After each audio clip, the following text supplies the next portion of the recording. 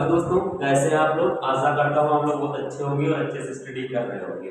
तो दोस्तों आज की इस वीडियो में मैं आपको पढ़ाने वाला हूँ इट की पैसिव वॉइस। डियर की पैसिव मैंने पिछले वीडियो में एक्सप्लेन कर दिया था, आप लोगों को बता दिया था। इस वीडियो में मैं आप लोगों के सामने आया हूँ इट की पैसिव लेके। तो दोस्तों इट की पैसिव बहुत आसान तरीके से मैं समझाऊंगा, मक्खन की तरह आपको समझा दूंगा। बस आप वीडियो को ध्यान से देखिए, वीडियो को स्किप मत कीजिएगा।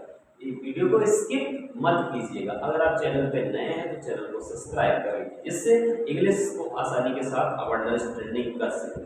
तो बिना देरी किए हुए वीडियो को स्टार्ट करते हैं और आप बताते हैं कि कैसे इट की पैसिव बनाई जाती है।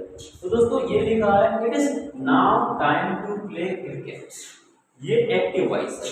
पैसिव किसकी है भैया? इट की वॉइस, इट की पैसिव वॉइस।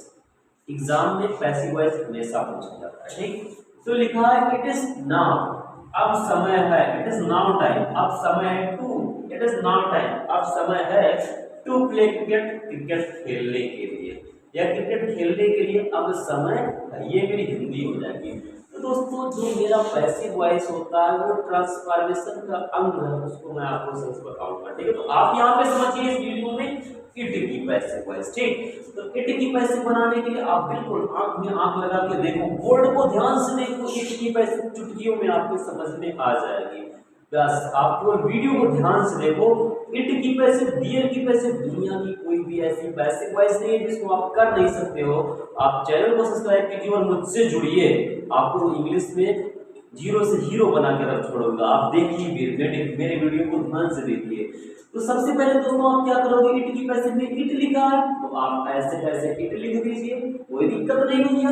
इट लिखा था तो मैंने इट लिख दिया, क्या दिक्कत, किसी को दिक्कत नहीं। इस लिखा है तो मैंने इस लिख दिया, बताओ किसी को प्रॉब्लम है? ऊपर वाला लिखा है तो नीचे वाला, ऊपर जो लिखा है वही तो मैं नीचे लिख रहा हूँ। अरे इट लिखा तो इट, इज लिखा है इज, अब नाउ लिखा है तो क्या नाउ को चेंज करेंगे? नहीं करेंगे, उसको भी वैसे लिखो, ऐसे लिख दिया। टाइम लिखा था, टाइम लिख दिया था। अब आप लोग सोच रहे होंगे सब तो आपको वही करके जा रहे हो, वही लिखते जाओ, क्वेश्चन पेपर उतार रहा हूँ। नहीं, ऐसा कुछ नहीं है, क्वेश्चन पेपर में नहीं उतार रहा हूँ, अभी समझाऊंगा।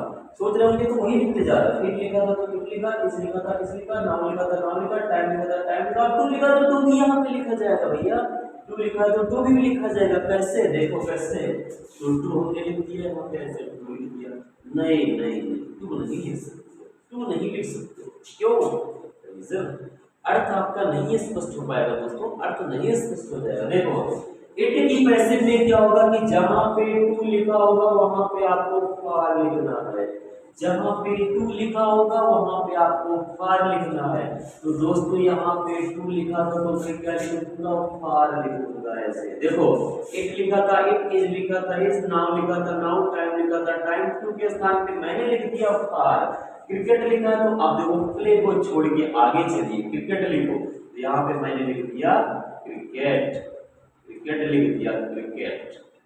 अब देखो टू बी खुद से ऐड कर लीजिए, यहाँ पे टू लिखो, यहाँ पे बी लिखो और प्ले का थर्ड फॉर्म दोस्तों क्या होता है?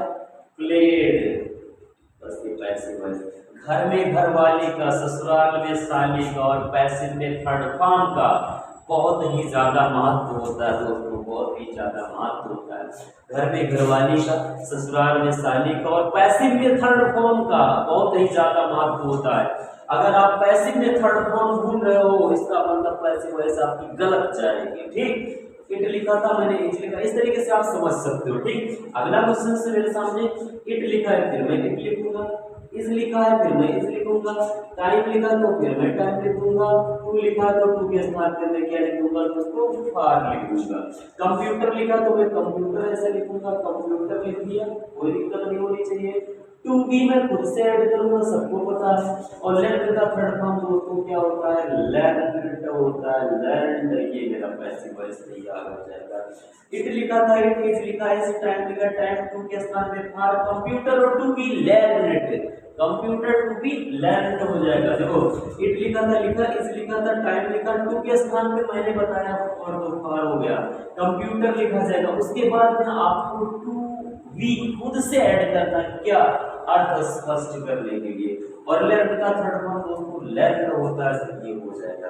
लर्न का थर्ड फॉर्म लेट होगा, तो इस तरीके से आपकी पैसिव वॉइस हो जाएगी। अगला सेंटेंस है इट लिखा तो फिर इट लिखो, इज लिखा फिर इज लिखो, टाइम लिखा फिर टाइम ऐसे लिखो, टू लिखा है टू के स्थान पे क्या हो जाएगा आर हो जाएगा, तो मैंने ऐसे लिख दिया क्या आर, टू के स्थान पे क्या होगा आर, तो मैंने ऐसे लिख दिया आर। आवर वर्ब पहले लिखो, आवर वर्ब मैंने पहले लिख दिया आवर वर्ब, फिर टू भी लगेगा सबको पता है, और टू का थर्ड फॉर्म होता है डन, तो मैंने लिख दिया डन, और ये पैसिव वॉइस हो गई। तो आई होप आप लोग किस तरीके से पैसिव वॉइस को समझ सकते हो, और इंग्लिश में एक से एक अच्छी अच्छी चीजें आपको बताऊंगा। ठीक है, तो मेरे चैनल को सब्सक्राइब कीजिए जिससे इंग्लिश में जीरो से हीरो बन सको। तो आज के लिए इतना ही। Thanks for watching my video.